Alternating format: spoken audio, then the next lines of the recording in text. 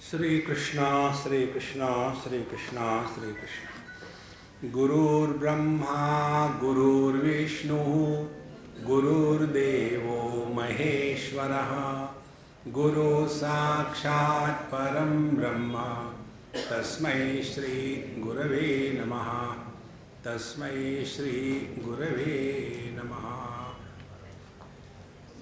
भगवान श्री कृष्ण ने 5वें अध्याय में आदमी कौन है इसके परिभाषा दी, जिसको उन्होंने नर कहा है। शक्नोति हैव यः सोढुं प्राप्त शरीर विमोक्षणात् काम क्रोधोद्भवं वेगम स मुक्तः स सुखी नरः।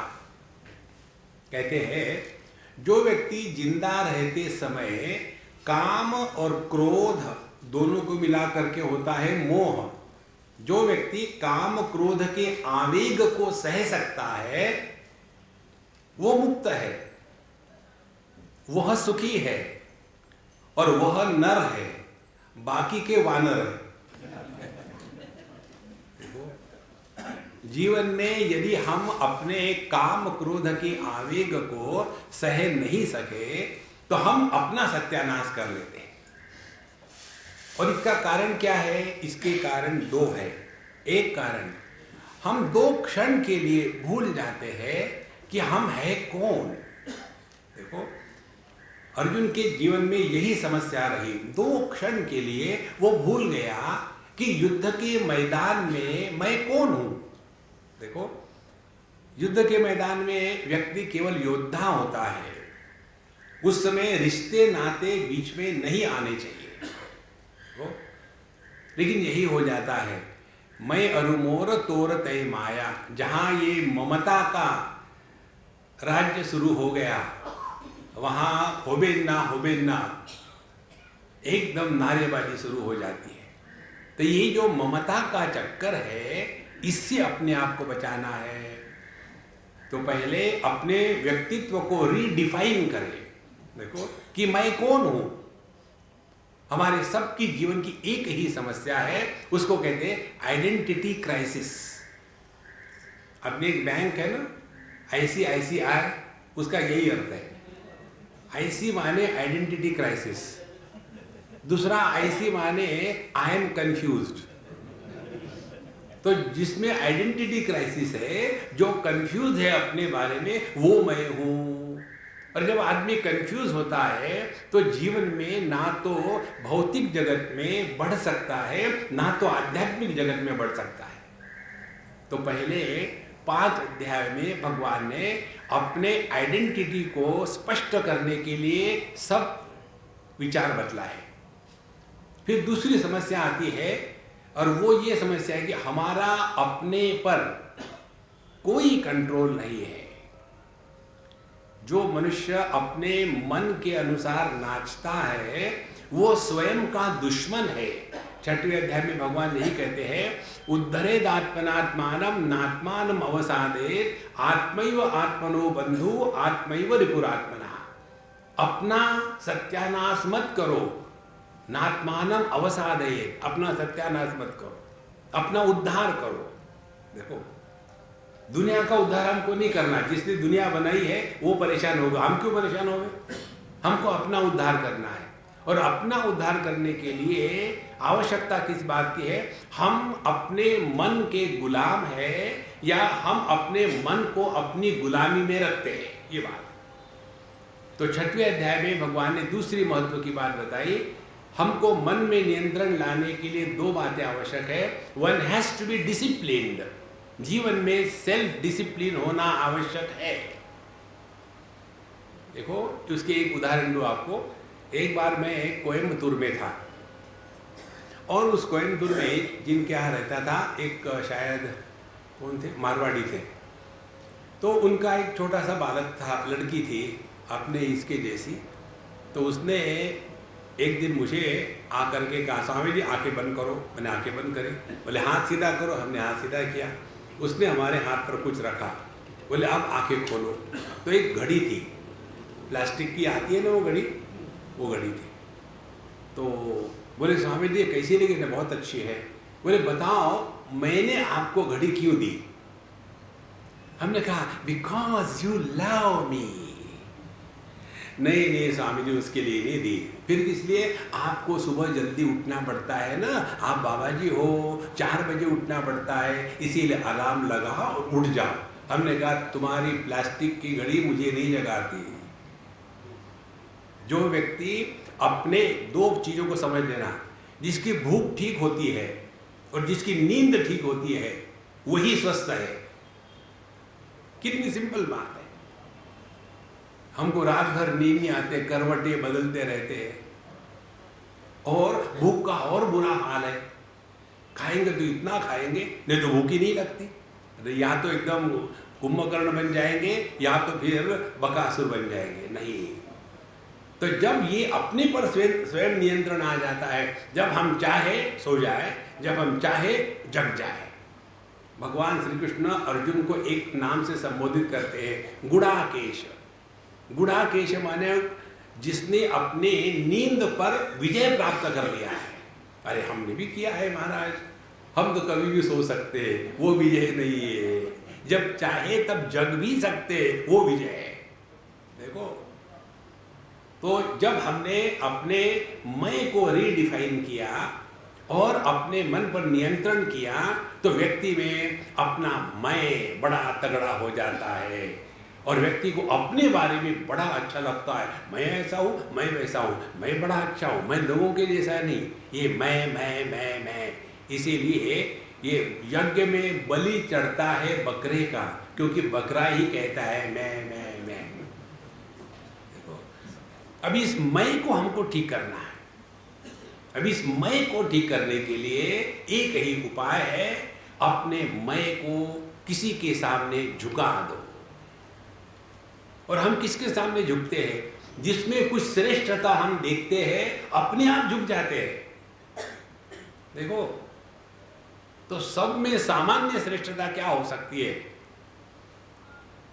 4 प्रकार की श्रेष्ठता होती है, जिसके सामने हमने अपने आप को झुकाना सीखना चाहिए। पहली श्रेष्ठता होती है उम्र की। कोई भी हमसे उम्र में बड़ा हो तो वो आदरणीय है, doesn't matter who is he.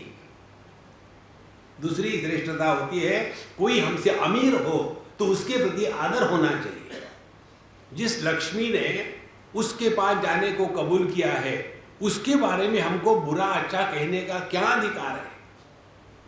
देखो, तीसरी श्रेष्ठता होती है जिनमें ऐसी शक्ति है कि जो हजारों लोगों को एकत्र करके नेतृत्व कर सकते हैं। ये तीसरी श्रेष्ठता है। और चौथी श्रेष्ठता है ज्ञान की श्रेष्ठता, जो हमसे ज्ञान वृद्ध है। तो सब में एक ऐसा तत्व है कि जिसके कारण हमको सबका आदर करना चाहिए, और उस एक तत्व को कहते हैं भगवान। कबीर जी महाराज कहते हैं, हम मनुष्य के बनाए हुए मूर्ति में, विग्रह में भगवान को देखने का प्रयत्न करते हैं, लेकिन भगवान ने जो मूर्तियां बनाई है उसमें भगवान को पहचानते नहीं। देखो, और इसके लिए यह 7वां अध्याय प्रारंभ हुआ है। तो पहले भगवान ने बताया कि ये जो मैं ज्ञान बताने जा रहा हूं, ये ज्ञान सबके लिए नहीं है, जो लायक है उसी के लिए है। देखो महाराज, एक बार रामकृष्ण परमहंस भगवान को उनके किसी भगत ने कहा कि आपका जो भाई है, कोई कजिन, उसको आप ये ज्ञान क्यों नहीं देते? तो उन्होंने कहा, हमने ऐसा सुना है, शेर का जो दूध होता है, शेरनी का दूध, वो केवल सुवर्ण पात्र में ही रहता है। यदि कोई दूसरा पात्र ले लो तो वो पात्र टूट जाता है। इसी प्रकार से यह जो ज्ञान है, ये किसी अहरे गहरे नत्थु खैरे के लिए नहीं है। देखो, इसीलिए 7वें अध्याय में भगवान प्रारंभ करते हैं, मैं आसक्त मनाहा, जिसका मन कोई ऊंची वस्तु में लगा है। देखो, एक बार की बात है, अहमदाबाद की, एक जवान लड़का होगा 20-25-30 साल का, हमारा प्रवचन पूरा हो गया और डायस पर आ रहा था। हमने कहा नीचे उतरो, बोले मुझे प्रश्न पूछना है। मैंने नीचे ऊपर मत आना। हम नीचे उतर गए। उसके बाद हेलमेट था, जैसे बच्चा होता है ना माँ के, हेलमेट था। तो मैंने बोला हाँ क्या भाई? बोले मैं लड़कियों के पीछे भागता हूँ, I run after girls, what is wrong in that? अब मालूम नहीं कौन है वो आदमी, मुझे सीधा प्रश्न पूछा। हमने कहा nothing wrong, run, do you want a company, I can join with you. फिर वो इतना कंफ्यूज हो गया, क्यों? ये बुरा नहीं है, कुछ बुरा नहीं है, तुम जवान हो, अब जवान लड़की नहीं लड़कियों के पीछे दौड़ेंगे तो हमारे जैसे बुढ़ाओ दौड़ेंगे? दौड़ो, खूब दौड़ो। नहीं नहीं नहीं, आप समझ नहीं रहे। हमने कहा मेरे बेटे एक बात सुनो, तुम नहीं समझ रहे, तुम्हारी समस्या क्या है? तुम्हारी समस्या ये नहीं है, तुम्हारी समस्या ये है कि महाराज जी मैं कुछ भी काम करने के लिए बैठता हूँ ना तो मन नहीं लगता, मन इधर उधर भटकता है, तो मैं क्या करूँ? ये तुम्हारी समस्या है। हाँ आपने ठीक समझा, यही मेरी समस्या है। हमको अपनी समस्या भी मालूम नहीं कि क्या समस्या है। देखो महाराज, जब तक के डिफरेंशियल डायग्नोसिस परफेक्टली नहीं होता तब तक के you cannot prescribe any medicine. तो हमारे जीवन की समस्या क्या है यही हमको बतानी। तो हमने उसको बताया, देखो जब जीवन का लक्ष्य उच्च होता है तो नीचे की चीजें अपने आप गल जाती है, लेकिन हमारे जीवन का लक्ष्य यही रहे, एक बढ़िया से मकान हो, एक बढ़िया से बीबी हो और बड़े सुंदर बच्चे हो और वो बड़े आज्ञाकारी रहे। अरे सस्यमिव मर्त्यः पच्यते सस्यमिव जायते पुनः, कितने बार पैदा हुए कितने बार मरे, वही करना है क्या? जीवन में कुछ तो ऊंचा लक्ष्य होवे। देखो आप कल्पना करो कि आप स्वामी विवेकानंद की मां के पास चले गए और बात कर रहे हैं, तो क्या बात करोगे? उस मां से यही बात करोगे ना कि अम्मा तुम्हारे पुत्र ने संपूर्ण विश्व को इतना प्रोत्साहित किया है, एक आदर्श के रूप में प्रकट हुआ है, आप धन्य हैं। ऐसी जब वो मां बात सुनेगी तब उस मां को अपने मां होने का गर्व होगा, वो असली आनंद है। देखो संतो, नहीं तो कितने मां के कितने बच्चे हो जाते हैं, या कोई निकलता है उसमें से। देखो संतो, इसीलिए जीवन का उच्च लक्ष्य मयि आसक्त मनाः, हमको इस जगत में प्रभु की प्राप्ति यह जीवन का लक्ष्य, और योगम जुंजन मदाश्रयः, और फिर उसके लिए हमने अपने आप को क्वालिफाइड किया है। क्वालिफाइड क्या है? योगम जुंजन, अपने आप को कर्म और योग के द्वारा डिसिप्लिन्ड और पवित्र बना लिया है। योगिनः कर्म कुर्वन्ति संगम त्यक्त्वा आत्मशुद्ध है, अपने अंतःकरण को शुद्ध करने के लिए कर्म करते हैं, दुनिया को सुधारने के लिए नहीं। और ऐसा जो साधक है उसके लिए मैं सब कुछ बताऊंगा। क्या? ज्ञान और विज्ञान। ज्ञान किसको कहते हैं? ज्ञान माने जो है उसको बताया, उसको ज्ञान कहते हैं। विज्ञान माने इस ज्ञान को जीवन में कैसे उतारना है ये बताया।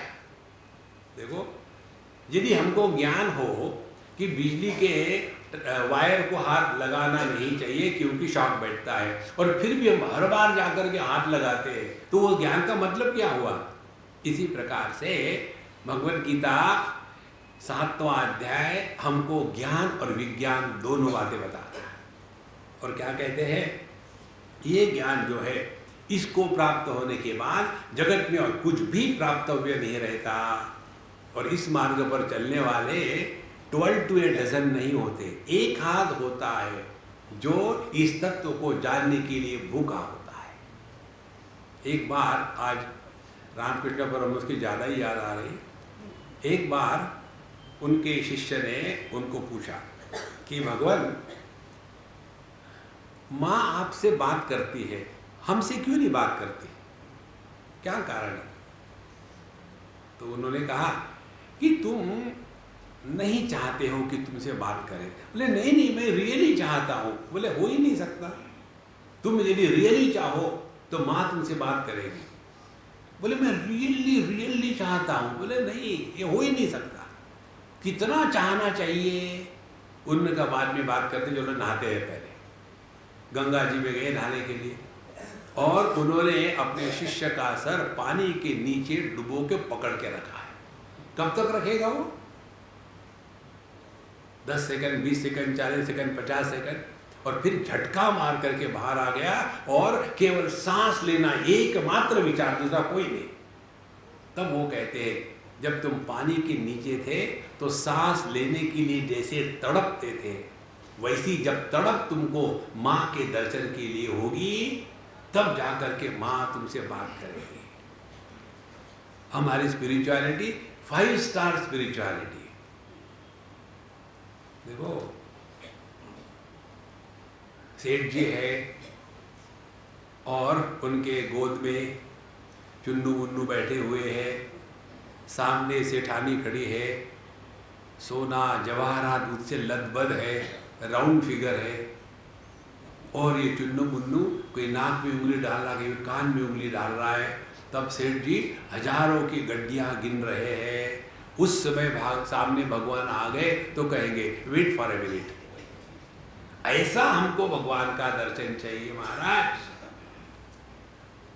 देखो जब तक कि क्षुद्र वस्तु का त्याग नहीं करते तब तक कि श्रेष्ठ वस्तु की उपलब्धि नहीं होती। इसलिए यह जो ज्ञान है इसको पाने के लिए हर आदमी प्रयत्न नहीं करता। आप लोगों ने देखा होगा घरों में होता है, कई बार बच्चा रोता है और माँ अपने काम में बिजी है, तो वो माँ क्या करेगी, उस बच्चे से पल्ला छुड़ाने के लिए उसको खिलौने देगी या उसको चॉकलेट देगी, खाने को देगी, और वो बच्चा यदि खिलौने चॉकलेट से चुप हो जाता है तो माँ उसको उठाएगी थोड़ी। लेकिन एक बच्चा ऐसा होता है चाहे उसको दुनिया दो, उसको कुछ नहीं चाहिए, माँ माँ माँ चिल्लाएगा, और जब तक के माँ उसको गोद में नहीं उठाती तब तक वो शांत नहीं होता। इसी प्रकार से जब तक हमको प्रभु को छोड़ करके अन्य कुछ नहीं चाहिए तब जा करके भगवान विचार करते हैं हाँ ये मुझे असली चाहने वाला है। यहाँ तक हमने कल देखा था। अब ज्ञान क्या है और विज्ञान क्या है, इसके पश्चात भगवान ने 4थे श्लोक से लेकर के 7वें श्लोक तक के ज्ञान की बात करी है। कहते हैं भूमिरापो नरो वायु खम मनो बुद्धिरेव च अहंकार इति यम्मे भिन्ना प्रकृतिरष्टधा अपरेयमितस्त्वन्यां प्रकृतिं विद्धि मे परां जीवभूतां महाबाहो ययेदं धार्यते जगत् एतद्योनीनि भूतानि सर्वाणीत्युपधारय अहं कृष्णस्य जगतः प्रभव प्रलयस्तथा मत्तः परतरं नान्यत् किंचिदस्ति धनंजय मयि सर्वमिदं प्रोतं सूत्रे मणिगणा एव। 4 श्लोकों में उन्होंने 1 डे इंटरनेशनल क्रिकेट का पूरा चित्र बता दिया है। ध्यान से सुनना, क्रिकेट के मैच में क्या क्या होता है। एक तो बैटिंग करने वाली टीम होती है, दूसरी फील्डिंग करने वाली टीम होती है, तीसरा अंपायर होता है और चौथा ग्राउंड होता है। 4 बातें होंगी। अब समझो, बैटिंग करने वाली टीम ने वॉक ओवर दे दिया, क्योंकि क्रिकेट में आउट कौन होता है, बॉलर कभी आउट नहीं होता। उसके बाद जो अंपायर है वो भी आउट नहीं होता, आउट होता है बैट्समैन। तो बैट्समैन वाली टीम ने देखा कि उन लोगों में बॉलर बड़े तगड़े हैं और इसीलिए डर करके उसने निश्चय कर लिया भाई हम तो वॉकओवर दे देते हैं। यदि बैटिंग करने वाली टीम ग्राउंड से निकल गई तो वहां फील्डिंग करने वाली टीम को रहना जरूरी है क्या? नहीं। अब ये दोनों टीमें चली गई तो अंपायर क्या वहां मूंगफली खाएगा? वो भी चला जाएगा। अब जब ये सब चले गए तो भी ग्राउंड वहां के वहां रहेगा। ध्यान से सुनो, 4 बातें हो गई ना, एक बैटिंग, एक फील्डिंग, एक अंपायर और चौथा ग्राउंड। ये 4 बातें ये संसार है। अब पहली बात, भूमिरापो नलो वायु खम मनो बुद्धिरेव च अहंकार इति यम में भिन्ना प्रकृतिरष्टधा। भगवान कहते हैं मेरी ये अष्टधा भिन्ना प्रकृति है।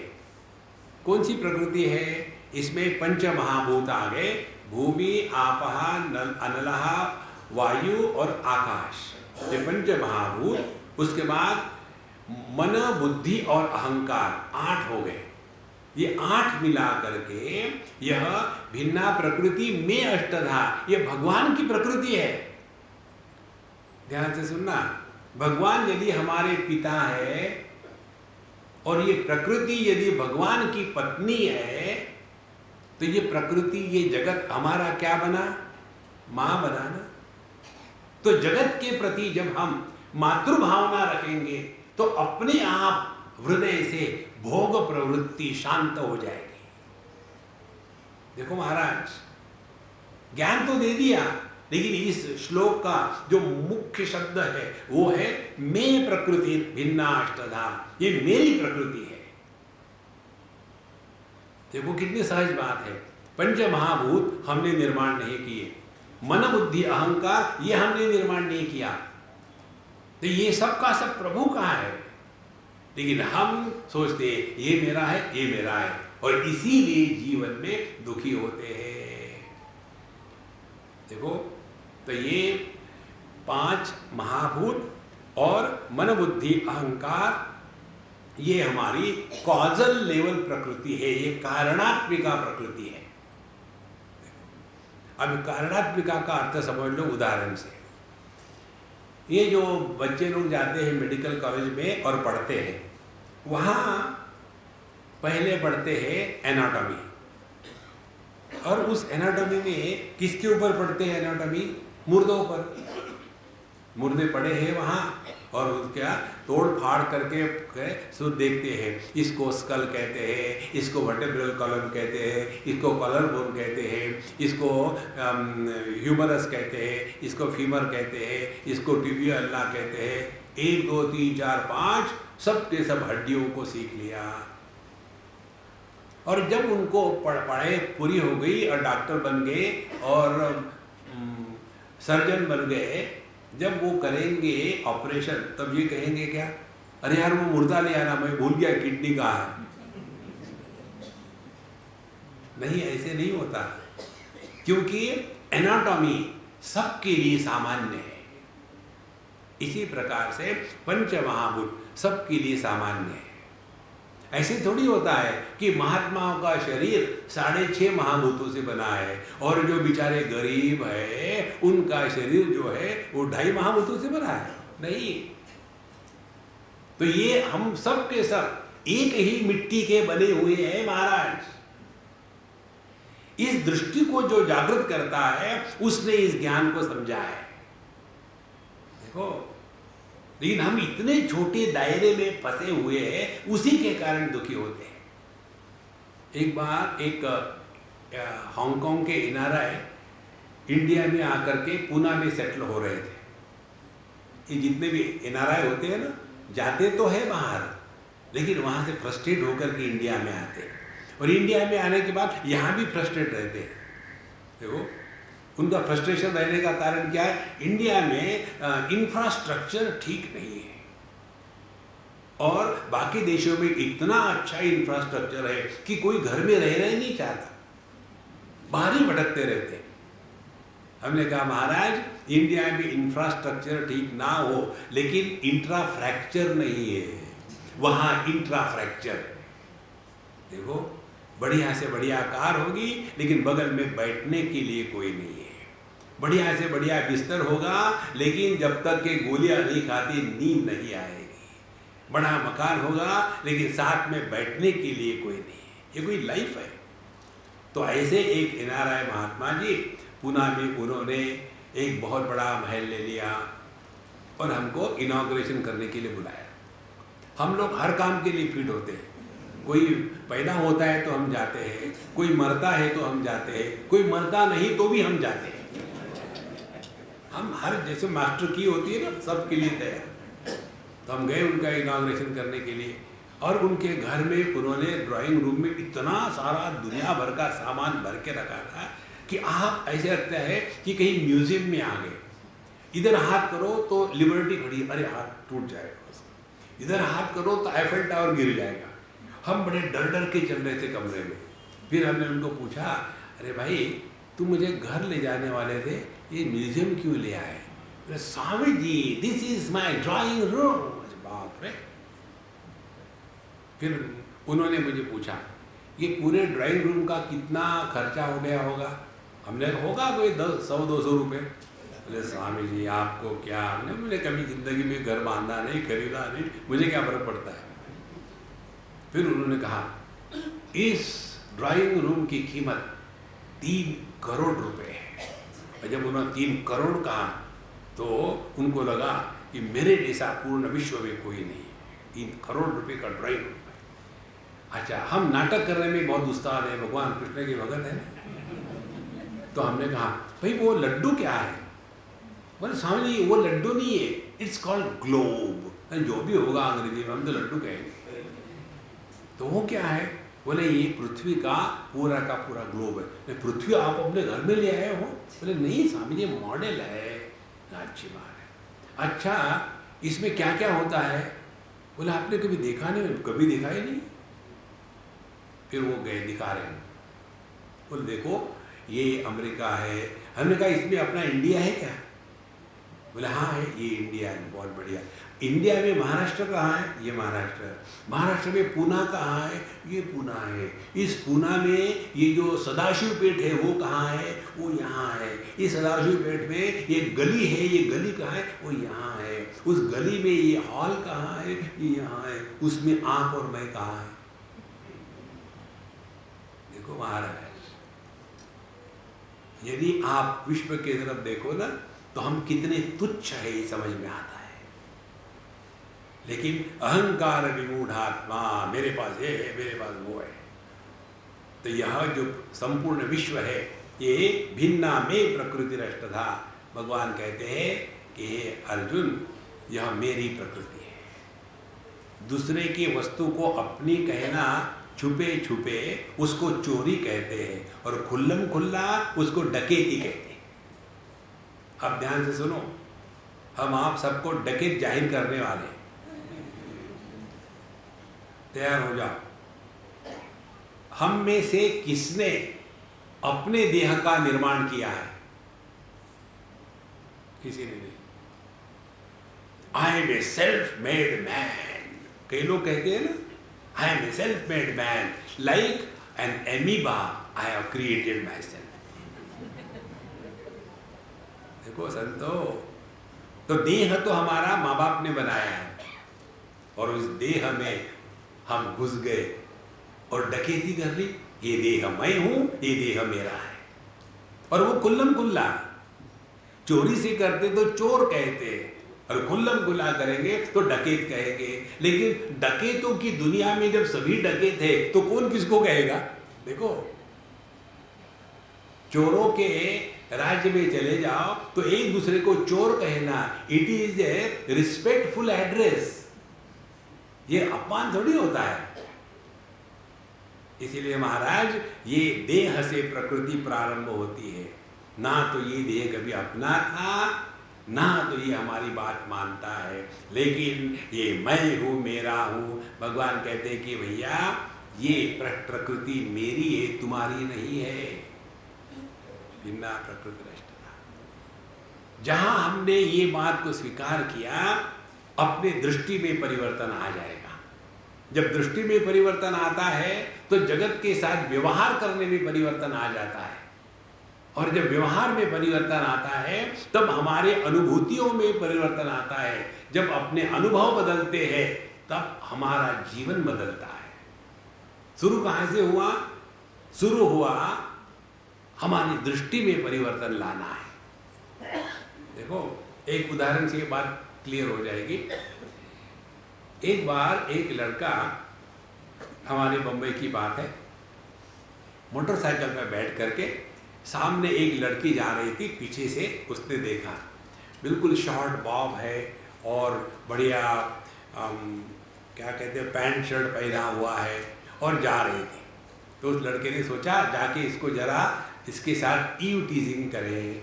तो गया अपनी होंडा मोटरसाइकिल लेकर के ढैंग ढैंग ढैंग और उसके सामने खड़ा हो गया और कहने ही वाला था, हाय डार्लिंग। जैसा उसने अपने मोटरसाइकिल को मोड़ा और देखा पीछे से 18 साल की या 18 साल की दिखने वाली लड़की, आगे से देखा तो 81 इयर्स यंग ओल्ड लेडी। जब उसने सामने से देखा कि बुढ़ाऊ है, वो चिढ़ाएगा उसको। और बुढ़ाऊ ने कहा, बेटा तुमको क्या चाहिए? अरे राम, तू कहां से आई? देखो, जहां दृष्टि में परिवर्तन आ गया, जगत के साथ व्यवहार एकदम बदल जाता है। एक ट्रक के पीछे बड़ी सुंदर बात लिखी थी, बुरी नजर वाले, आपको सबका पता है ना, तेरा मुंह काला, ये घटिया बात है। बुरी नजर वाले अपनी नजर टेस्ट करा ले। इस दुनिया में कुछ बुरा नहीं है, बुरा जो देख न मैं चला, बुरा न मिलिया कोई। अपनी दृष्टि में जब परिवर्तन लाएंगे ना, तब हमने भगवद गीता का अध्ययन किया है। इसीलिए ये जो पहला श्लोक है, ये जगत के बारे में। जगत क्या है? जगत यह परमात्मा की कृति है। और परमात्मा, जैसे हम अपने माँ के साथ योग का, सेवा का व्यवहार करते हैं या भोग का व्यवहार करते हैं, तो यह जो प्रकृति है ये हमारी माँ है महाराज। इसी को ईशावास्य कहता है, तेन त्यक्तेन भुंजीता माँ मृगः कस्य सिद्धरम। तो ये परिवर्तन अपने दृष्टि में लाना, इसके लिए यह ज्ञान भगवान दे रहे हैं। पहली बात आगे कहते हैं, अपरा इयम इतस्तन्या प्रकृति विद्धि में पराम जीवभूता महाबाहो येदम धार्यते जगत। अब ये हो गई अष्टधा अपरा प्रकृति। इस अपरा प्रकृति से जो भिन्न प्रकृति है वो है परा प्रकृति, और उस परा प्रकृति को कहते हैं जीवभूता प्रकृति। और ये जीवभूता प्रकृति एक है, अपरा प्रकृति अष्टधा थी और जीवभूता प्रकृति एकधा है। एकधा माने एक ही प्रकार की। अब ध्यान से सुनो, बल्ब अनेक है, इन बल्बों में जो प्रकाश है, यह बिजली की बल्बों में प्रकाश के रूप में अभिव्यक्ति, ये सिद्धांत सभी बल्बों में सामान्य है, अलग अलग नहीं है। देखो, इसी प्रकार से जीव किसको कहते हैं? किसी भी देह में, फिर चाहे वो मनुष्य का हो, चाहे पशु पक्षी का हो, सांप का हो, मच्छर का हो, गधे का हो, सब में वही परमात्मा जीवन के रूप में प्रकट हो रहा है। देखो, एक कहानी हमने पढ़ी, बड़ी सुंदर कहानी। एक राजा थे और उनको उनके गुरु महाराज ने बताया कि देखो राजन, तुम्हारा मृत्यु अब नजदीक आ गया है और तुम मरने के बाद अगले जन्म में सूअर बनोगे। और यदि उस समय तुम्हारे मंत्री ने आकर के तुमको बताया कि देखो तुम पिछले जन्म में राजा थे, तो तुमको सब याद आ जाएगा और फिर तुम उस देह का त्याग करके फिर मनुष्य देह में प्रवेश कर लेना और फिर यहाँ के राजा तुम बने रहोगे। बोले ठीक है। उन्होंने अपने मंत्री जी को बता दिया और एक दिन राजा मर गया। मरने के बाद उनका दाह संस्कार सब कुछ हो गया। फिर ये मंत्री अब ढूंढने लग गए, where is the royal pig. एक दिन, 2 दिन, 1 महीना, 2 महीने, 2 साल के बाद उनको वैसा ही सुअर जो बताया था गुरु महाराज ने वो दिखा। तो उन्होंने सुअर को पकड़ करके एकदम राजवाड़े में ले आए। आने के बाद उनको रॉयल बाथ दिया, because it was a royal pig. और धोने के पश्चात फिर उस मंत्री जी ने बताया कि महाराज आप राजा थे पहले, इस देह के पहले, तो आप यदि आज्ञा करो तो इस देह को मैं खत्म कर देता हूँ, फिर इस देह से आप मुक्त हो जाओगे और फिर इसी घर में पैदा हो करके फिर राजा का ऐश्वर्य भोगो। तो वो सुअर उर्फ राजा कहता है, देखो ऐसी गलती मत करना, मुझे क्या मालूम सुअर के देह में जितना आनंद है उतना राजा के देह में नहीं है, मुझे नहीं जाना, मुझे छोड़ दो। देखो महाराज, कोई भी देह ले लो आप, उस देह में जो प्रकट होने वाला जीव है, जीव भाव है, वो सब में सामान्य है। हमको भले लगता हो कि ये कुत्ते जो हड्डी खाते हैं उनको क्या मिलता होगा, ये कौवे जो थूक खाते हैं उनको क्या मिलता होगा, लेकिन सत्तो सभी के क्षुधा शांति का आनंद सामान्य होता है, कोई अलग अलग नहीं होता। जितनी खुशी एक नॉन वेजिटेरियन आदमी को मांस खा करके होती है, उतनी ही खुशी एक साधारण व्यक्ति को घास खा करके होती है, क्योंकि क्षुधा यह सिद्धांत सब में सामान्य है। देखो महाराज, तो यह जो दूसरी प्रकृति है ये एक है, सामान्य है सबके लिए। हमारे देह भले अलग होवे, और देह जो है ये पंच महाभूत मन बुद्धि अहंकार इससे बने हुए हैं, लेकिन इस देह में प्रकट होने वाला जो जीवन है वो है परा प्रकृति, और इसी को कहते हैं जीवभूता प्रकृति। ध्यान से सुनना, परमात्मा तो सब में उपलब्ध है, जिंदे में भी है, मुर्दे में भी परमात्मा होते हैं। ध्यान से सुनना, परमात्मा के सिवा इस जगत में किसकी भी संभावना नहीं है, किसी को सत्ता नहीं है। अब सवाल ये आता है, यदि जिंदे में भी परमात्मा है और मुर्दे में भी है, तो किसके कारण यह जिंदा देह मुर्दा बना? देखो, अब इसको उदाहरण से समझ लो। बिजली के दो बल्ब है लगे हुए साथ साथ, एक बल्ब में प्रकाश आ रहा है, दूसरे में प्रकाश नहीं आ रहा है, तो हम क्या कहेंगे? दूसरा बल्ब फ्यूज है। नहीं, फ्यूज नहीं, उसके पीछे बिजली नहीं है। जिस बल्ब से प्रकाश आ रहा है उसमें बिजली है, तो हम क्या करेंगे? ऐसा करो, एक्सपेरिमेंट करो, जिस बल्ब से बिजली से प्रकाश नहीं आ रहा है वो बल्ब को निकाल करके अपनी उंगली लगा के देखो बिजली है कि नहीं। माने जिंदा देह में परमात्मा है, मुर्दे में भी परमात्मा है। ये फर्क क्या है? वो देह जिसमें परमात्मा मन के रूप में प्रकट हो सकता है, उस देह को जिंदा देह कहते हैं, और जिस देह में परमात्मा मन के रूप में प्रकट नहीं हो सकता उसको मुर्दा देह कहते हैं।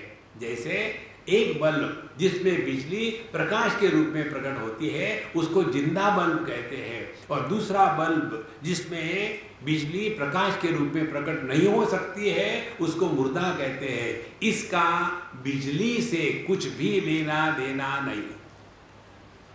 देखो महाराज, इसीलिए ये जो जीवभूता प्रकृति है ये सबके लिए सामान्य है, इसमें कोई फर्क नहीं है। तो जब हम संसार की बात करते हैं ना, ये मत समझ लेना ये जो जागृत अवस्था का है यही संसार है। संसार माने भूर्भुवः स्वः महाजनः तपः सत्यम, और अतल वितल सुतल तलातल रसातल महातल पाताल, ये ऊपर के 7 लोक और नीचे के 7 लोक, ये जो चतुर्दश भुवनानी है, ये 14 भुवन जो है ये पूरा का पूरा संसार में ही आता है। तो संसार किसको कहेंगे? जहां इच्छा का, कामना का प्राबल्य है, जहां इच्छा का प्रभाव है, उसको कहते हैं संसार। देखो महाराज, अब इसको ऐसा समझ लो, महाभारत में कथा आती है। एक बार, प्रणाम प्रभु, आराम से, संजीव ले जा रहा हूं। एक बार महाभारत में कथा आती है कि अर्जुन इंद्र का कुछ उन्होंने काम किया, तो इंद्र के दरबार में अर्जुन चले गए, और वहाँ जब चले गए, ये कथा महाभारत में आती है, तो वहाँ की जो अप्सराएं थी, आपको मालूम अप्सराएं किसको कहते हैं? गवर्नमेंट सर्वेंट को अफसर कहते हैं। तो अप्सराएं कौन हो गई? उनकी धर्म पत्नियां कहो या अधर्म पत्नियां कहो, कोई तो भी हो गई। अच्छा महाराज, तो अर्जुन तो दिखने में बड़े हैंडसम थे, बड़ा शरीर सौष्ठव, बहुत ही हैंडसम। तो वहां की जो अप्सराएं थी ये अर्जुन पर लट्टू हो गई, और लट्टू होने के बाद कहती है कि हमको अर्जुन के साथ भोग करना है। तो अर्जुन कहते हैं कि माताओं, आप इंद्र भोग्या हो, इसीलिए मुझे मातृतुल्य हो। इंद्र मेरे पिता है, इसीलिए आप अपने मन से ये गलत संकल्प को निकाल डालो, ये योग्य नहीं है। अर्जुन ने कहा। उस समय उन अप्सराओं को बड़ा गुस्सा आता है, और क्योंकि कामना पूरी नहीं हुई। देखो, गुस्से का एक कारण है, जब कामना पूरी नहीं होती तो कामना की विकृत रूप को ही क्रोध कहते हैं। क्रोध माने क्या? जहां आनंद के प्रकट होने पर रोग लगाया जाता है उसको क्रोध कहते हैं। कोई आदमी ऐसा कह सकता है क्या, मैं बहुत गुस्से में हूं लेकिन बड़ा खुश हूं? संभव ही नहीं है। तो इनको बड़ा क्रोध आ गया और उन्होंने अर्जुन को शाप दे दिया। जहां शाप और आशीर्वाद है वो संसार है। तो उन्होंने शाप दे दिया। क्या शाप दे दिया? तुम नपुंसक बन जाओगे। तो अर्जुन शांत रहे, और जब इनका काम का आवेग शाप देने से शांत हो गया, फिर इनको पछतावा हुआ, हमने ऐसा नहीं कहना चाहिए था। लेकिन अब क्या, अब तो सुप्रीम कोर्ट के ऑर्डर पास हो गई, अब कुछ नहीं कर सकते। फिर उन्होंने अपील किया प्रेसिडेंट को, और उसमें उनको ये मिला, ठीक है जिंदगी भर आप नपुंसक मत रहो, 1 साल तो रहना ही पड़ेगा, और वो जो नपुंसकत्व है जब तुम चाहो तब उसको आप इन्वोक कर सकते हो। उसके बाद अर्जुन जब विराट राजा के नगरी में बृहन्नला का रूप लेकर के उत्तरा को जब नृत्य और संगीत सिखा रहा था, तो ये जो नपुंसकत्व जो है ये उनको स्वर्ग में जाने वाले मिलने का शाप का फल था। ध्यान से सुनो। अब पशु पक्षियों में जो भोग की कामना है, मनुष्य में जो भोग की कामना है, और स्वर्ग में रहने वाली ये जो अप्सराएं हैं उनमें जो भोग की कामना है, इसमें क्वालिटेटिव डिफरेंस कुछ भी नहीं। देखो संतो, तो संसार किसको कहते हैं? संसार कहते हैं जहां हमारा मन इच्छाओं के द्वारा प्रभावित होता है, वहां हम संसार में। और इच्छाओं का कारण क्या है? इच्छाओं का कारण है अपने दृष्टि में दोष आ गया है। देखो, इच्छा हमेशा अन्य के बारे में होती है, स्व के बारे में कभी इच्छा नहीं होती। कितनी सिंपल बात है। इसीलिए यह जो जीव है ये एक है, ये अनेक नहीं है। यही मूल भेद है वेदांत भगवद गीता में और अन्य शास्त्रों में, यही मूल भेद है। अन्य शास्त्रों में क्या कहते हैं? जैसे जितने जूते उतने सोल, उसी प्रकार से जितने देह उतने सोल। ये गलत गणित है, ऐसे नहीं होता। जितने बल्ब उतने थोड़ी प्रकाश है, प्रकाश तो एक ही है। अनेकता बल्बों की है, प्रकाश की नहीं है। तो यह जो दूसरी है मेरी परा प्रकृति जीवभूता महाबाहो जयेदम धार्यते जगत, और इस परा प्रकृति में इसने ये जगत को धारण करके रखा है। अपना देह जो है ना, उसमें 9 होल्स है। So for all practical purposes we are all holy with many holes. नवद्वारे पुरे देहि नैव कुर्वन्न कारयः। तो यदि हम में 9 छेद है, फिर भी हम में से हवा लीक नहीं हो रही है, तो क्या है जो इन पंच महाभूतों को देह के आकार में पकड़ के रखता है? ये यही जीव तत्व है। यया इदम जगत धार्यते, ये जीवभूता प्रकृति के द्वारा ही ये जगत को धारण किया गया है। तो एक हो गया जगत, दूसरा हो गया जीव। अब तीसरा, तो एक जगत हो गया फील्डिंग, जीव हो गया बैटिंग की टीम। तो जीव के पास, बैटिंग वाले के पास हमेशा बॉलिंग आती रहती है। और वो बैट्समैन को क्या करना है? अपने को प्रोटेक्ट करना है और छक्के मारने हैं, चौके मारने हैं। देखो, इसी प्रकार से दुनिया से सुख दुख, लाभ हानि, जय पराजय, ये बॉलिंग 6 बॉल जो होते हैं ना, एक ओवर में 6 बॉल होते हैं।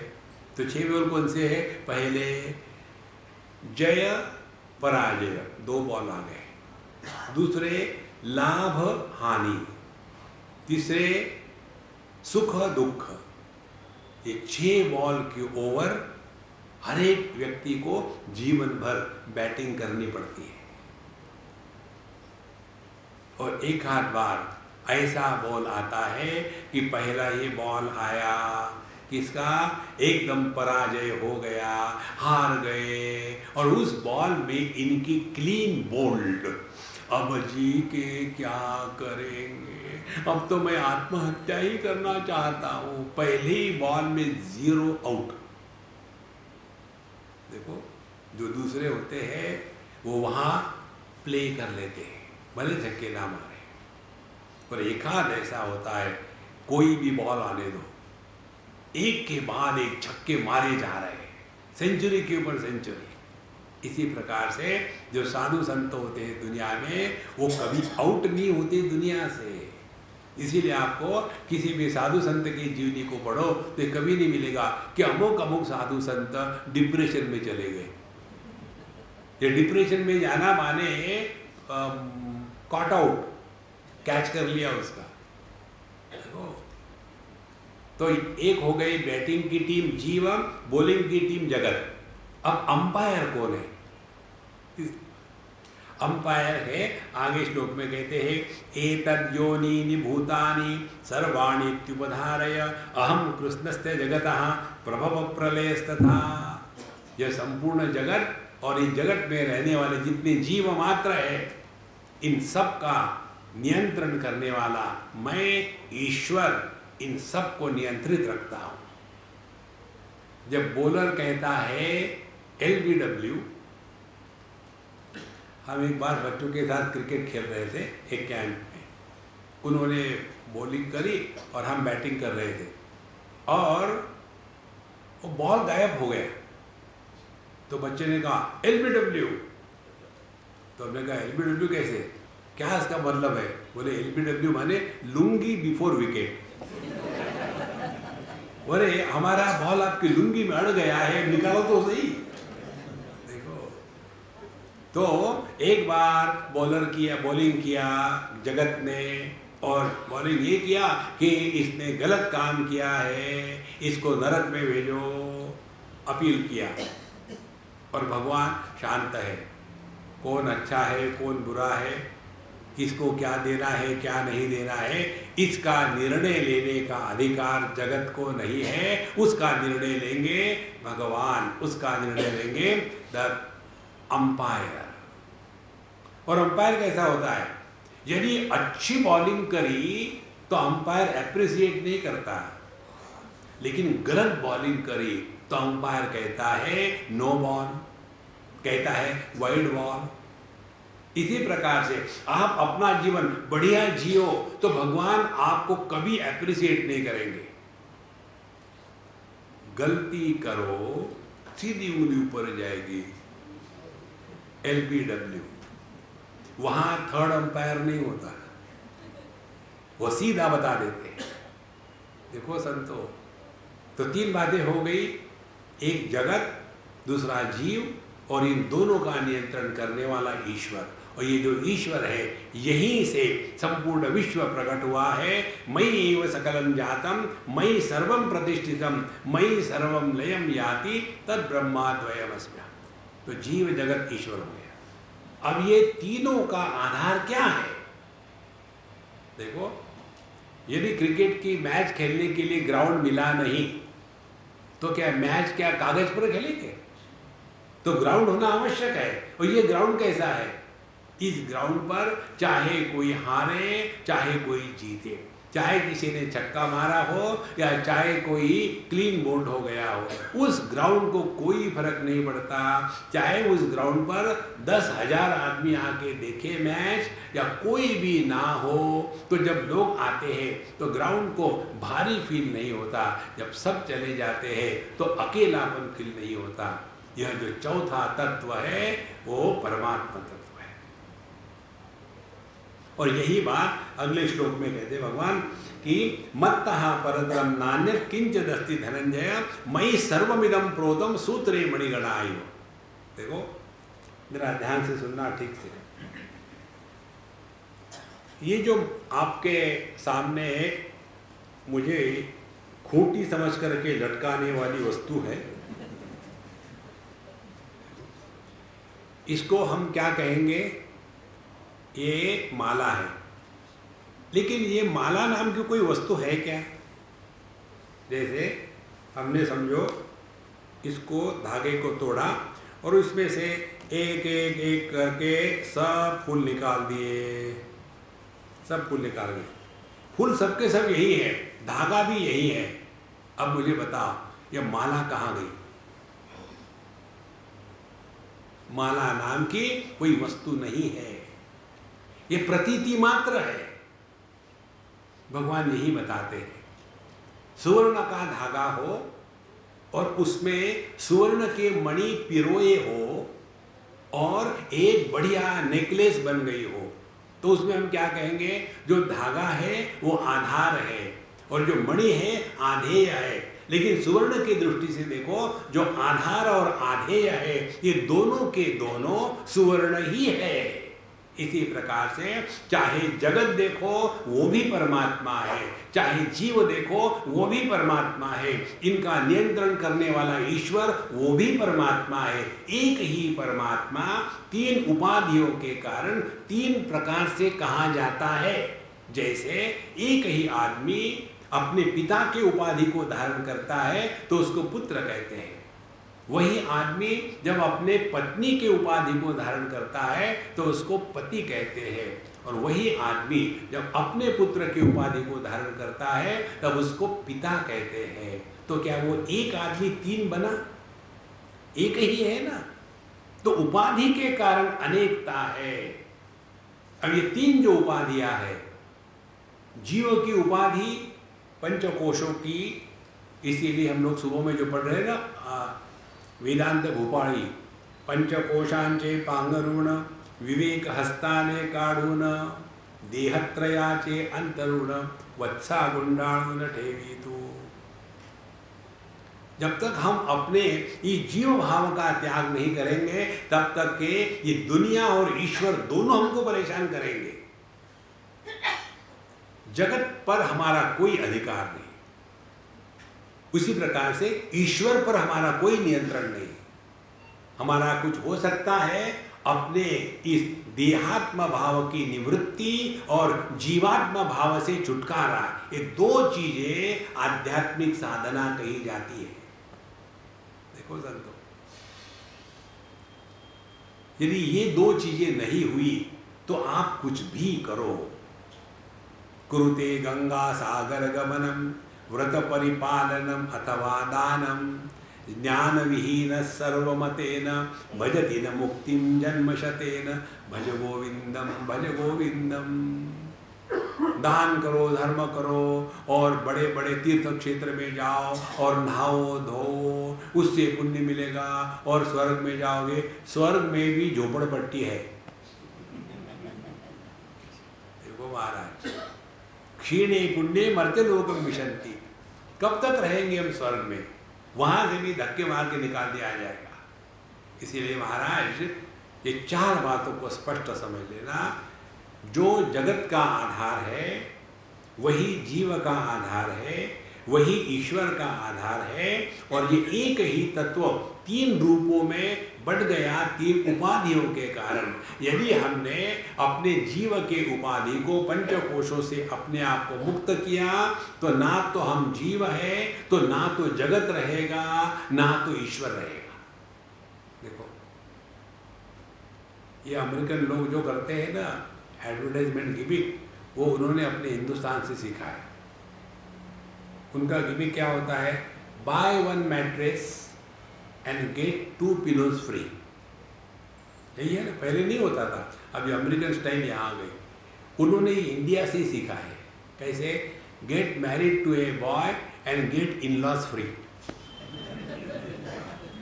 देखो, और मेरी भी शादी हो गई और मेरे पति बड़े अच्छे थे, लेकिन मेरी सास और ससुर अब क्या करूं, परेशान परेशान, बहुत मैं दुखी थी।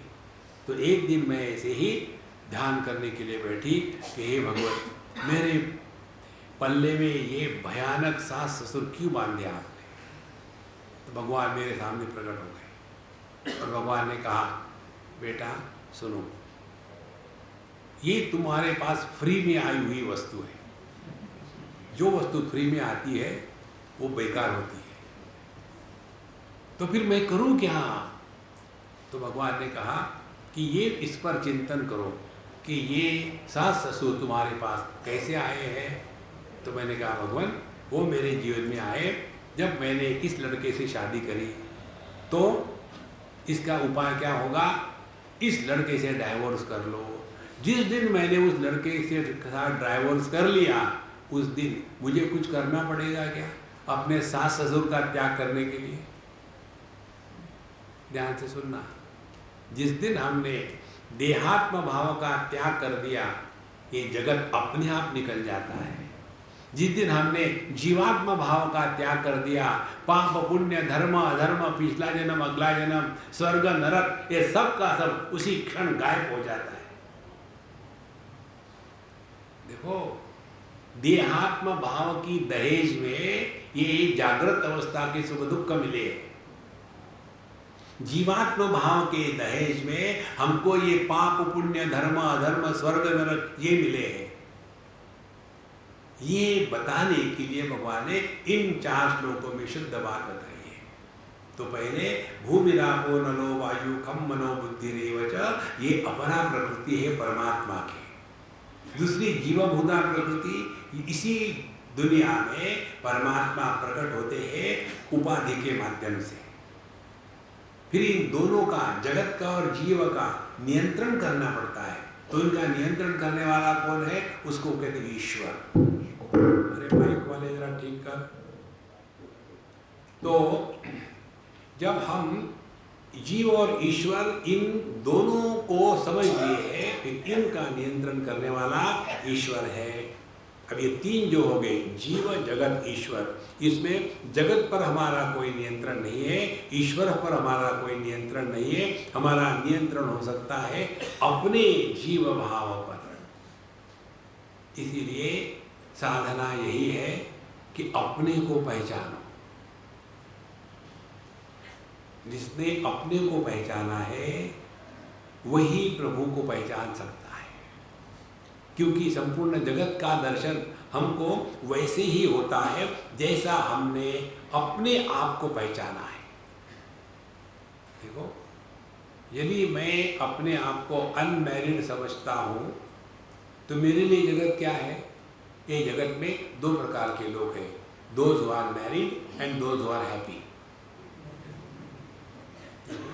2 प्रकार के लोग। यदि मैं अपने आप को गरीब समझता हूँ तो दुनिया में 2 प्रकार के लोग हैं, गरीब और अमीर। तो जगत का दर्शन हमको वैसे ही होता है जैसा हमने अपने को समझा है। और जिसने अपने इस परमात्मा स्वरूप को पहचाना है, उसके लिए ये संपूर्ण सृष्टि परमात्मा मात्र है और कुछ नहीं है। देखो, आइए आप अपने उदाहरणों से देखो, कितने बच्चे पास होते हैं, कितने फेल होते हैं हर साल। हमको कभी उसकी फिक्र होती है? लेकिन एक साल 10वीं में या 12वीं में अपना लड़का या लड़की है, और जब वो बढ़िया पास हो जाता है तो माँ बाप कितने खुदकने लग जाते हैं, और फेल हो जाता है तो रोना धोना। आज तक कभी इसके बारे में सोचा ही नहीं, लेकिन आज क्यों? क्योंकि मेरा लड़का मेरी लड़की उस एग्जामिनेशन में अपीयर हो रहे थे। तो ये लड़का लड़की क्या है? मैं का एक्सटेंशन है। ध्यान से सुनना, यदि ये मैं का एक्सटेंशन केवल अपने पति पत्नी भाई बहन सास ससुर यहां तक सीमित ना रहे, सबको अपना लो या किसी को भी अपना मत करो, दो में से एक करो। देखो, जिस दिन हम सबको अपना लेंगे तो कोई पराया नहीं, या तो अपने को इस पंचकोशों से एकदम मुक्त करा लो, क्योंकि दुनिया के साथ रिश्ते होते हैं तभी जब हमने अपने को देह माना है तब। गहरी नींद में हमारा देह के साथ तादाद में नहीं रहता, इसलिए गहरी नींद में हम पति नहीं, पत्नी नहीं, भाई नहीं, बहन नहीं, सास नहीं, ससुर नहीं, अमीर नहीं, गरीब नहीं, स्त्री नहीं, पुरुष नहीं, हिंदू नहीं, मुसलमान नहीं, उस समय हम कुछ भी नहीं होते और इसीलिए मस्त होते। तो ये दुनिया आई कहाँ से? देहात्म भाव को सत्य समझने से। ध्यान से सुनना, मैं देह हूं, इसमें पाप नहीं है। ये देह मात्र मैं हूं, वो देह मैं नहीं हूं, यहां से प्रारंभ हो जाता है। देखो, या तो सबको अपना कहो या अपने देह को भी अपना मत कहो, पूरे जीवन में परिवर्तन आ जाएगा। यह जो ज्ञान है, यह ज्ञान भगवान ने इन 4 श्लोकों में दिया। तो 4 बातों को स्पष्ट समझ लो। एक, निर्गुण निराकार परमात्मा तत्व, मत्तः परतरम नान्यत् किंचिदस्ति धनंजय। निर्गुण निराकार का अर्थ क्या हो गया? इस श्लोक का अर्थ ऐसा होगा, मत्तः परतरम, मेरे से बढ़कर के, माने मेरा कोई कारण नहीं है। दूसरी बात, मत्तः किंचित, मेरे से कनिष्ठ, माने मेरे से कोई कार्य निर्माण नहीं हुआ। तो ना तो मेरा कोई कारण है, ना तो मेरा कोई कार्य है। तीसरी बात, अन्यत, ना तो मेरे जैसा कोई और है, माने एकमेवा द्वितीय तत्व मात्र है। देखो, जब इस एकमेवा मात्र तत्व को पहचान लिया, फिर सवाल आता है, फिर ये दुनिया क्या है? तो भगवान कहते हैं, ये दुनिया जैसे, ध्यान से सुनना, कपड़ों पर जो सलवटें होती है वैसी ये दुनिया है। सलवटें दिखती है लेकिन होती नहीं। ध्यान से सुनना, रूप रंग की सत्ता अपने दृष्टि में है। अंधे व्यक्ति को रूप रंग की कोई कीमत नहीं होती, क्योंकि उसके दृष्टि में रूप रंग है ही नहीं। ये बात हमने हजारों बार सुनी है, लेकिन समझ में नहीं आती, क्लिक नहीं होती। हमको एक बार ये बात क्लिक हो गई। हम 2 उदाहरण देंगे आपको। एक बार हम मध्य प्रदेश में, ये मध्य प्रदेश ही है, रीवा के पास कहीं एक गांव में गए थे, बहुत पुरानी बात है। तो जिस सज्जन के घर में गए, छोटा सा झोपड़ी जैसा घर था, अब उनके यहाँ गए तो बात कर रहे थे। तो अंदर से बुढ़ाऊ उनकी अम्मा जो थी, खटिया पर बैठी हुई थी, कहती है, बेटा वो अपने वाले स्वामी जी इस समय तो नहीं आते टीवी में, इस समय कैसे आ गए? तो उनके बेटे ने कहा कि अम्मा वो स्वामी जी टीवी में नहीं, असली अपने घर में आ गए। अच्छा, उनको ले आओ इधर। मैं उनके पास गया, एक बुढ़ाऊ थी जर्जर, वैसी खाट में, मैचिंग खाट पर बैठी हुई थी, और मैं जाकर के उनके सामने बैठा, और जब उनके सामने बैठा तो उनकी दृष्टि शून्य में, उनको पता ही नहीं मैं जाके बैठा। फिर हमने कहा, फिर हमने उनके चरण छुए। बहुत बूढ़ी, मस्ट भी 95 नॉट आउट, बैटिंग कर रही थी। तो हमने उनको पूछा कि अम्मा कैसी हो? अरे आप आ गए, कहाँ हो कहाँ हो? अरे मैं आपके चरणों के पास बैठा हूँ। फिर उन्होंने मेरे सर पर हाथ लगाया। आज आपको चश्मा है? मैंने कहा चश्मा है। अरे दाढ़ी भी है आपको, कैसी है? काली, लाल, पीली, हरी, नीली। माने उनमें जब दृष्टि नहीं है तो उनके लिए रूप रंग की सत्ता नहीं है।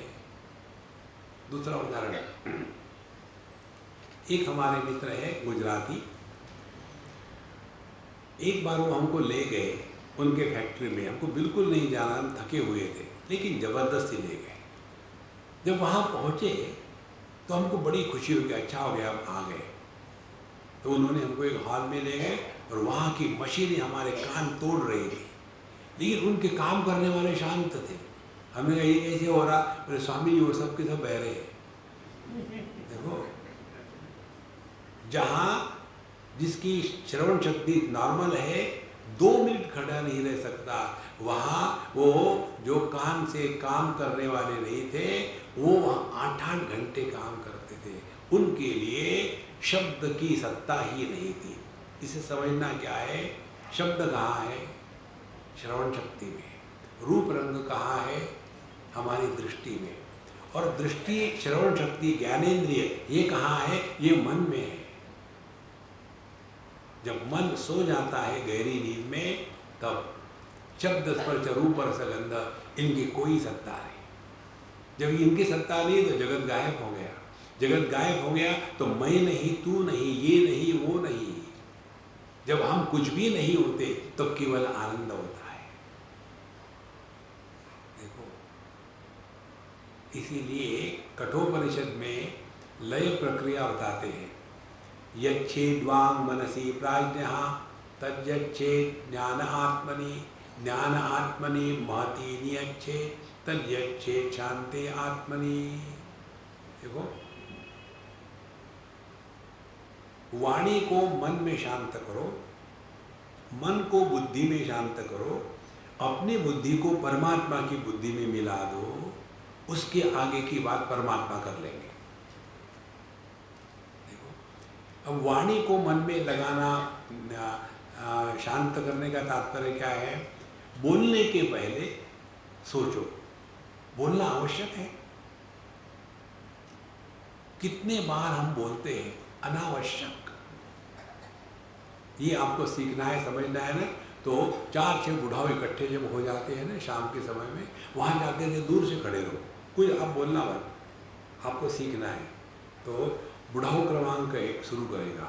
हमारे ज़माने में ऐसा होता था, तो जब ये पहला लड़का आप बुढ़ाओ बोल रहा है तो दूसरा सुनने को तैयार थोड़ी है, वो तो उसकी जबान काट के फेंक देगा, मैं बताता हूँ मेरी बात सुनो।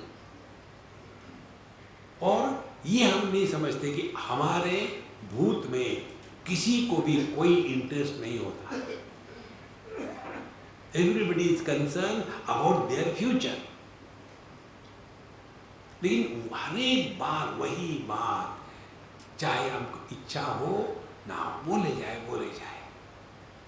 कितनी जगह भैया सुनते नहीं, बोलना नहीं चाहिए लेकिन मैं कह देती हूँ। अब जब मालूम है बोलना नहीं चाहिए तो चुप बैठो ना। इसको ट्राई करके देखो महाराज, आपके जीवन में बहुत फर्क आ जाएगा। और ये गलत बोलने की जो चोट लगती है मन पर, वो जिंदगी में मिटती नहीं चोट। शरीर का घाव मिट सकता है, मन का घाव नहीं मिटता।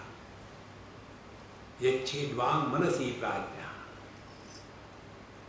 एक दिल्ली की बात है, एक पंजाबी अम्मा, बड़ी अच्छी दिखने के लिए, उनका लड़का, वो भी बड़ा सुंदर हैंडसम, उसने एक लड़की को ढूंढा जो दिखने में एकदम ही ऑर्डिनरी थी। उस समय उस माँ ने कहा बेटे को, बेटे तू शादी कर, लेकिन कम से कम अपने लिए थोड़ी हो तो मैचिंग हो, क्या तू काली कलुटी को ले आया? और ये बात उस लड़के ने सुनी, लड़के ने उसी से शादी करी। जिंदगी भर कुछ भी हो जाए यही डायलॉग, हम काले कलुटे, हम क्यों, क्या समझता है। एक बार उसने कहा, जिंदगी भर वही चाबी भरते रहे। देखो संतो, अपने वाणी को लगाम देना आवश्यक है। यच्छेद्वांग मनसी प्राज्ञः तद्यच्छेद ज्ञान आत्मनि। तो अपनी इस मन को नियंत्रण में लाने के पश्चात, इन वाणी को नियंत्रण में लाने के पश्चात अब मन को नियंत्रण में ले आओ।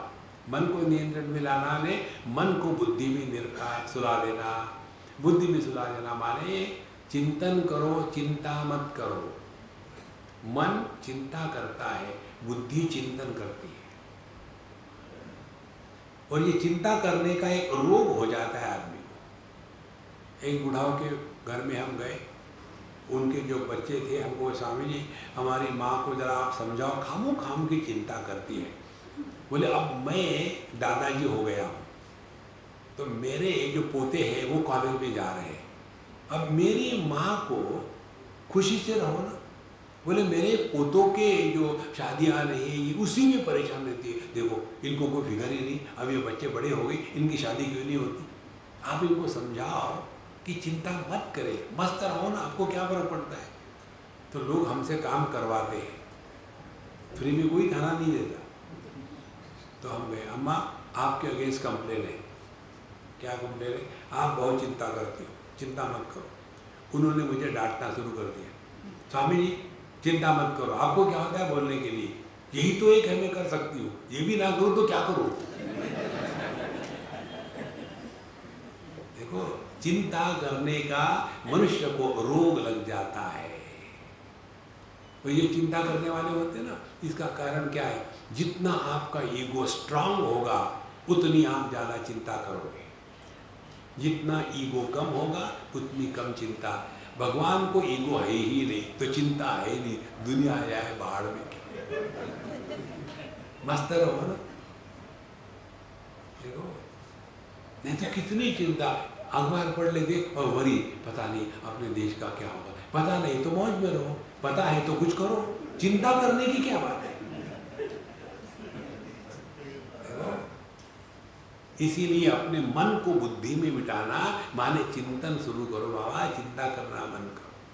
और जब अपने बुद्धि में आ गए फिर अपने बुद्धि को परमात्मा की बुद्धि में मिला दो, माने अब जो थारी रहा है सो मारी रहा है, मारवाड़ी बनो। जीवन में शांति ही शांति होगी। और ऐसा जो शांत प्रकृति का व्यक्ति है वही भगवान का दर्शन कर सकता है। आपने स्वयं अनुभव किया होगा, कई बार अपना मन बड़ा विक्षेपित होता है, डिस्टर्ब होता है, और हम कुछ चीज़ ढूंढते हैं, सामने पड़ी होती है लेकिन मिलती नहीं, क्योंकि मन डिस्टर्ब है। और फिर हम गुस्सा करेंगे, इसको डांट उसको डांट। देखो एक घर में हमने देखा, एक लड़की अपने दादाजी को लेकर के इधर से उधर जा रही थी। तो मैंने उसको पूछा, बेटा तुम क्या कर रहे हो? तो उसने मुझे ऐसा कहा, चुप बैठो। तो मैं चुप हो गया। फिर वो ले गई दादाजी को बाथरूम में, वहाँ से भी निकाले, फिर ले गई पूजा के कमरे में, वहाँ से ले आई, फिर ले गई तीसरे मंजिल पर छत पर, वहाँ से ले आई। मैं तो क्या कर रही है? चुप बैठो ना, मैं बाद में बताऊंगी, ठीक है। और जब ये बुढ़ाओ थक गए तब बैठे, पता नहीं मैंने अपना चश्मा कहाँ रख दिया, हमेशा यही परेशानी, और चश्मा उनके सर पर था। और जब उनके हाथ लगा चश्मे को और वो बोला चश्मा तो यही है, तो वो छोटी बिटिया हंसने लग गई, दादाजी को बेवकूफ़ बनाया, दादाजी को बेवकूफ़।